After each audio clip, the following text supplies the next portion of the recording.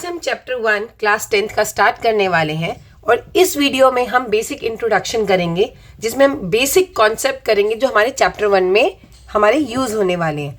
तो सबसे पहले हम रियल नंबर्स के बारे में बात करते हैं। तो रियल नंबर्स वो नंबर्स हैं जो आप एग्जिस्ट करते हैं। जितने भी नंबर्स हैं वो सब रियल नंबर्स होंगे, चाहे वो कोई भी किसी भी तरीके के पॉजिटिव नंबर्स हैं, नेगेटिव नंबर्स हैं, रैशनल नंबर है, इंटीजर्स हैं, फ्रैक्शन नंबर्स है, डेसिमल है। तो सभी तरह के नंबर्स जो होते हैं वो रियल नंबर्स होते हैं।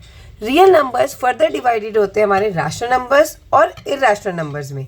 अब रैशनल नंबर्स वो नंबर्स होते हैं जिन्हें हम P अपॉन Q की फॉर्म में लिख सकते हैं और Q हमारा नॉट इक्वल्स टू ज़ीरो होना चाहिए, यानी कि हमारा ये नॉन ज़ीरो होना चाहिए Q। अगर Q ज़ीरो हो जाता है तो जैसे 3/0 है तो ये नंबर क्या हो जाएगा, वो नॉट डिफाइन हो जाएगा, तो ये हमारा रैशनल नंबर नहीं रहेगा। तो रैशनल नंबर्स वो नंबर्स हैं जो P अपॉन Q की फॉर्म में है और Q not equals to zero है। रैशनल नंबर्स भी फर्दर डिवाइडेड होता है हमारा नेचुरल नंबर्स जो कि 1, 2, 3, 4, 5 और counting numbers up to infinity.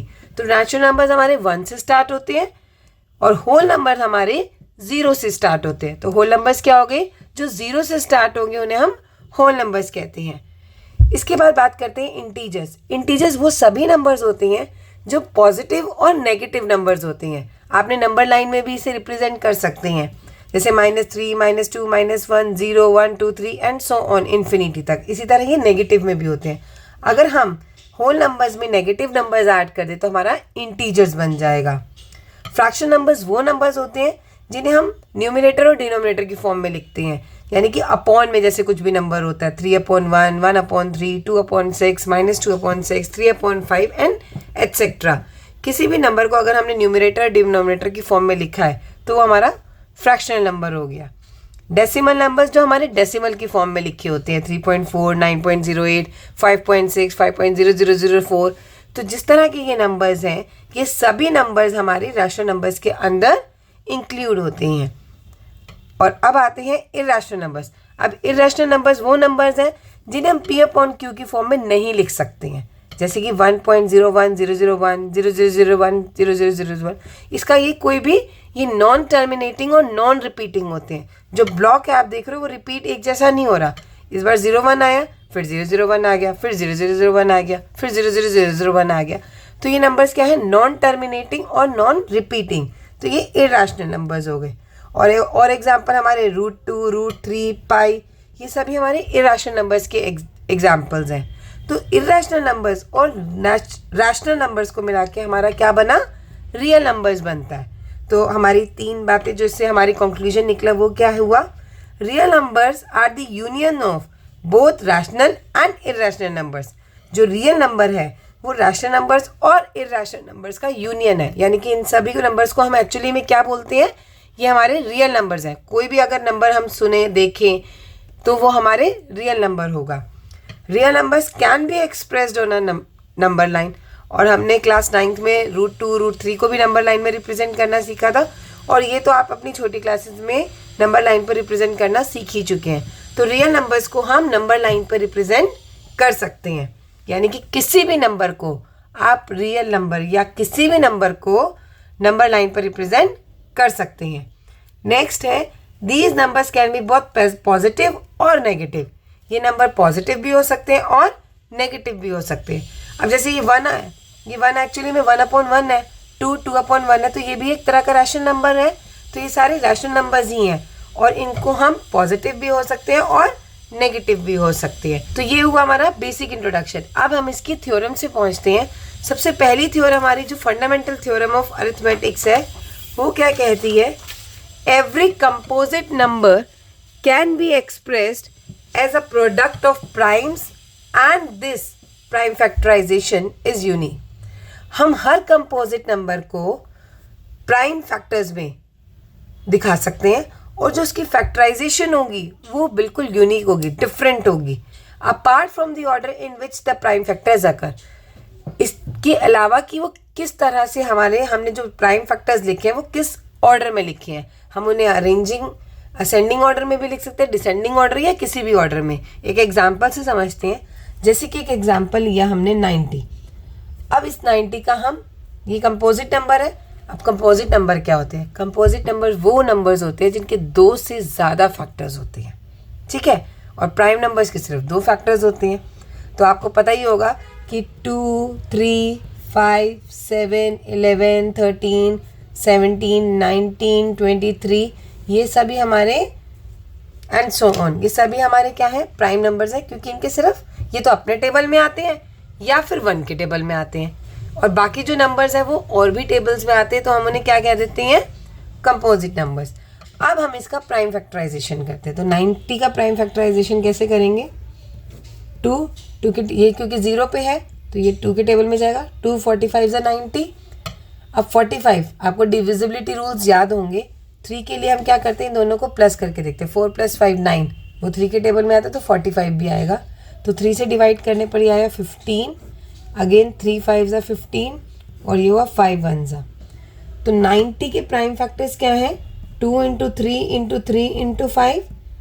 अब हमने इसे क्या करा? हमने इसे ऑर्डर में लगाया है, ठीक है। ये प्राइम फैक्टर्स किसी भी ऑर्डर में अगर आप लिखोगे तब भी इसका आंसर 90 ही आएगा, क्योंकि हमारी ये फंडामेंटल थ्योरम ऑफ अरिथमेटिक्स कहती है कि it's every composite number is a product of prime. जो भी इसके प्राइम फैक्टर्स हैं इनको मल्टीप्लाई करने पर क्या आएगा? इसका नंबर ही आएगा। 2 3 = 6, 6 3 = 18, 18 5 = 90। तो इनको मल्टीप्लाई करने पर 90 आया। अब मैं इसको किसी भी ऑर्डर में लिख सकती हूँ। अब मैं इसे कैसे लिख सकती हूँ? 3 × 3 × 2 × 5 या 5 × 2 × 3 × 3, किसी में ऑर्डर में लिखूँ आंसर 90 आएगा। और ये इसके प्राइम फैक्टर इसके अलावा कुछ नहीं हो सकते। 1 बार 2, 2 बार 3 और 1 बार 5। आप इसे कैसे भी कर लीजिए, यही आएगा। तो इसके यूनिक प्राइम फैक्टराइजेशन होती है और उनको अगर हम मल्टीप्लाई करते हैं तो हमारा वो नंबर बन जाता है। एक और एग्जांपल देखते हैं। एक एग्जांपल है 420। अब उसकी करके देखें। 420 को हम 2 से करेंगे क्योंकि नीचे पीछे 0 है। 2 2 = 4, 2 1 = 10, 2 0 = 0।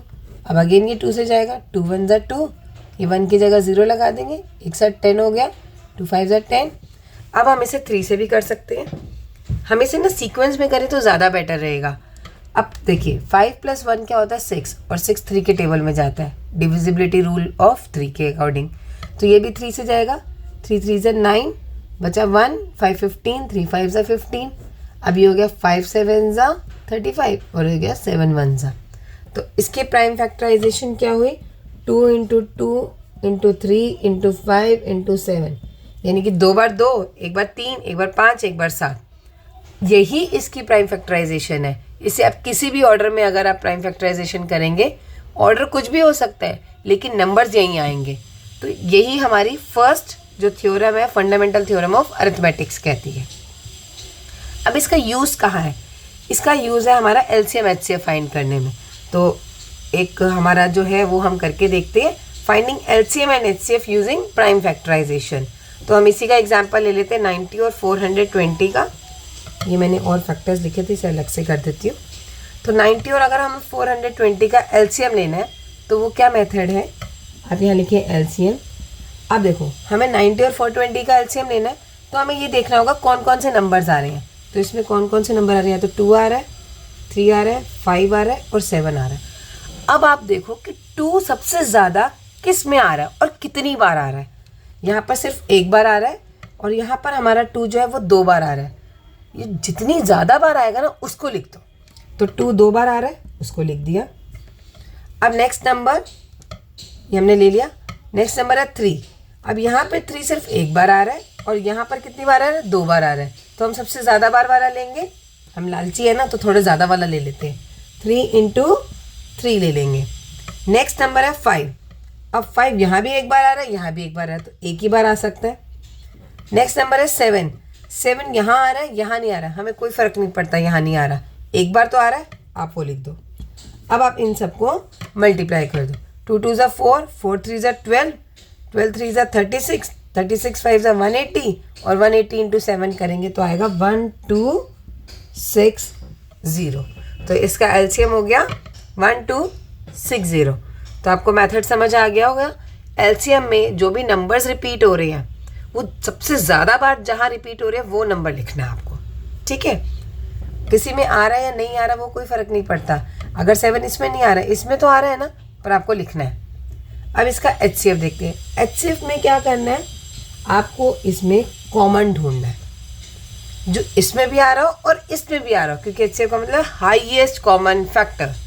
तो आप देखो इसमें 2 और इसमें भी 2 आ रहा है, ये कॉमन हो गया, इसके पास भी इसके पास भी है। अब इसके पास 3 है, इसके पास भी 3 है, तो ये भी आ गया।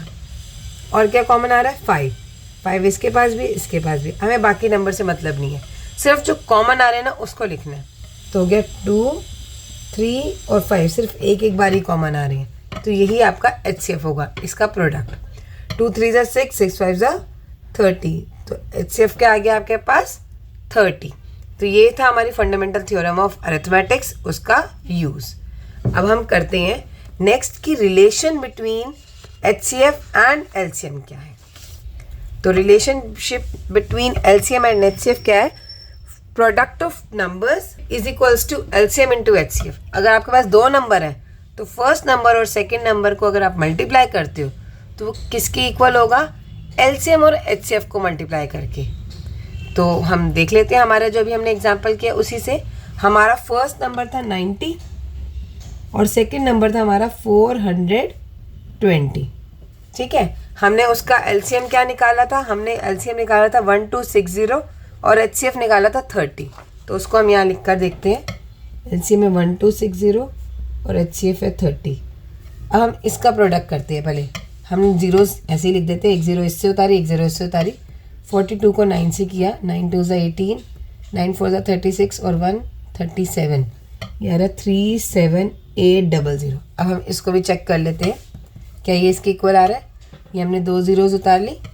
अब 126 को 3 से मल्टीप्लाई करके चेक कर लेते हैं। 3 6 ज़ा 18, 1 कैरी, 3 2 ज़ा 6 और 1 7, 3 1 ज़ा 3।